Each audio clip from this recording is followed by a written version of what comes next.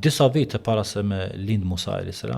sheh një ëndër faraoni. Si një zjarr vjen nga vendet e Shamit dhe shkatron gjithçka që ka ai në pushtetin e tij. Edhe një ëndër tjetër e ngjashme me këtë transmetohet gjithashtu, thotë se do të vjen një njeri, një djalë për ben Israilve, i cili do ta shkund pushtetin e tij. Bashku me parin e tij e kanë diskutuar këtë çështje dhe marrin një vendim, ata i japin një shpjegim që është mirë nga ben Israilit mos la më mashkull gjallë, ti farosim. Edhe marrin vendimin më famkeq, marrin vendimin më të rrept, çka është e mundshme ta bën njeriu, që të vriten gjithë djemt, jo vajzat, që të mos mbetet më fare fuqi tek ai grupi njerëzve. Mirë po, ai ka parasysh se ato janë kanën që kanë punu, do thënë pjesën punizimit i kanë pas piratimet, ato janë kanë pjesa e punëtorëve.